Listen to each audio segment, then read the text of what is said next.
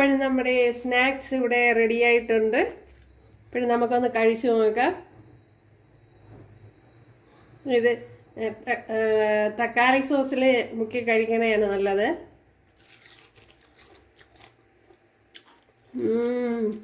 കൂടുതൽ ഒരു രക്ഷയില്ല.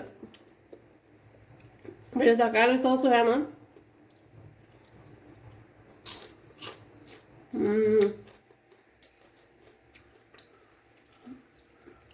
അപ്പോൾ ഇന്ന് ഇതേപോലെ കോളിഫ്ലവർ വെച്ചുള്ള ഒരു അടിപൊളി സ്നാക്സാണ് തയ്യാറാക്കുന്നത്. അപ്പോഴും വീഡിയോയിലേക്ക് പോകാം. കൂട്ടുകാർക്ക് ഇഷ്ടമായാൽ ഒന്ന് സബ്സ്ക്രൈബ് ചെയ്ത് സപ്പോർട്ട് ചെയ്യുക. എനിക്ക് സപ്പോർട്ടാവും.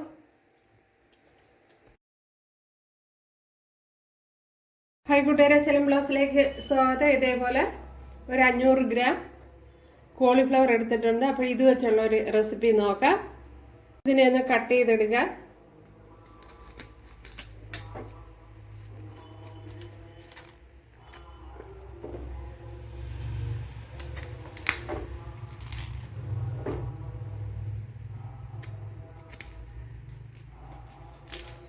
അപ്പോൾ എല്ലാം ഇതേപോലെ കട്ട് ചെയ്തെടുക്കണം.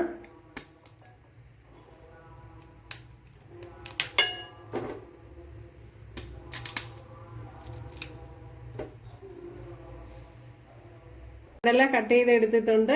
അപ്പോൾ ഇതേപോലെ ഒന്ന് കട്ട് ചെയ്തെടുത്തിട്ടുണ്ട് ചെറുതായിട്ട്. അപ്പോൾ അതൊക്കെ അവരവരുടെ സൗകര്യത്തിന് ചെറുതായിട്ട് വലുതായിട്ട് എങ്ങനെയാണെന്ന് വെച്ചാൽ കട്ട് ചെയ്തെടുക്കുക.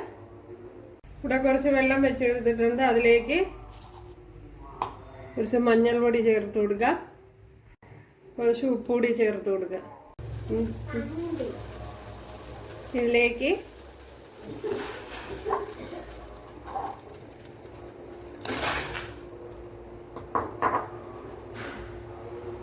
ഇതിലേക്ക് ചേർത്ത് കൊടുത്തിട്ടുണ്ട്. വെള്ളം തിളച്ചതിന് ശേഷമാണ് ചേർത്ത് കൊടുത്തത്. അപ്പോൾ ഇതൊന്ന് തിളച്ചിട്ടുണ്ട്.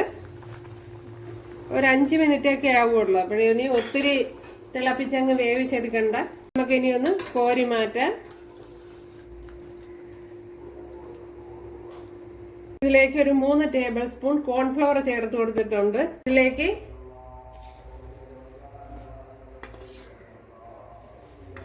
ഒരു 3 ടേബിൾ സ്പൂൺ അരിപ്പൊടി ചേർത്ത് കൊടുത്തിട്ടുണ്ട്.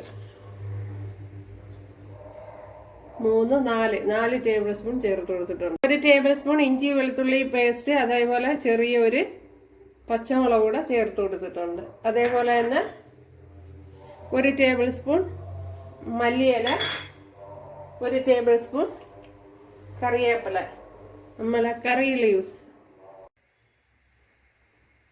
1 ടീസ്പൂൺ കാശ്മീരി മുളക് പൊടിയാണ് ചേർത്ത് കൊടുത്തത്, അതായത് എരിവില്ലാത്തത്. അതേപോലെ 1 ടീസ്പൂൺ മല്ലിപ്പൊടി, 1 ടീസ്പൂൺ മഞ്ഞൾപ്പൊടി, 1/4 ടീസ്പൂൺ സോഡ, ആവശ്യത്തിനുള്ള ഉപ്പ്, ആവശ്യത്തിന് വെള്ളം ഒഴിച്ചൊന്ന് കുഴച്ചെടുക്കാൻ. അപ്പോൾ കോൺഫ്ലവർ ഇല്ലാത്തവർ മൈദാമാവ് എടുത്താൽ മതി. മൈദാമാവിലും ചെയ്യാവുന്നതേ ഉള്ളൂ.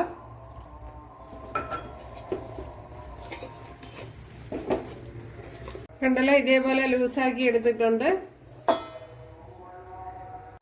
ഇതിലേക്ക് നമ്മൾ വേവിച്ച് വെച്ച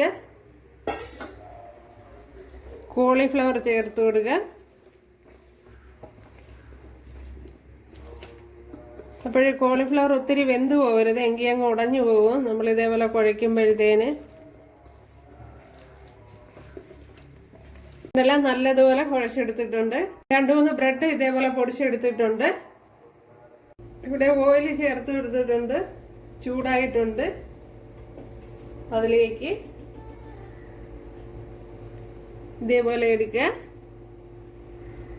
നമ്മളെ ബ്രെഡ് ക്രംസിലിട്ട് ഇതേപോലെ ഒന്ന് ഉരുട്ടിയെടുക്കുക. ഉണ്ടല്ലേ, ബ്രെഡ് ക്രംസിൽ നല്ലപോലെ ഒന്ന് പൊതിഞ്ഞെടുക്കണം. ഇനി ഇതിലേക്ക് ഓയിലിലേക്ക് ചേർത്ത് കൊടുക്കാം. അപ്പോഴേ ഇട്ട ഉടനെ തന്നെ ഒന്ന് ഇളക്കി കൊടുക്കരുത്.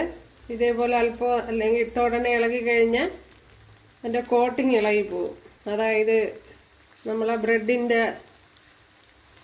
കോട്ടിങ് അങ്ങ് ഇളകി പോകും. അല്പം ഒന്ന് പിടിച്ചതിന് ശേഷം ഇളക്കി കൊടുക്കണം.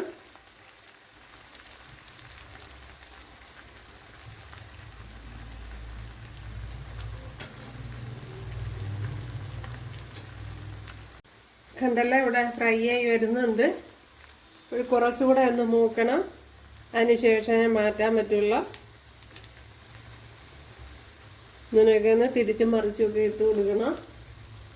കണ്ടല്ലോ ഇവിടെ ഫ്രൈ ആയി വന്നിട്ടുണ്ട്. ഇനി ഇതിനെ ഒന്ന് കോരി മാറ്റാം.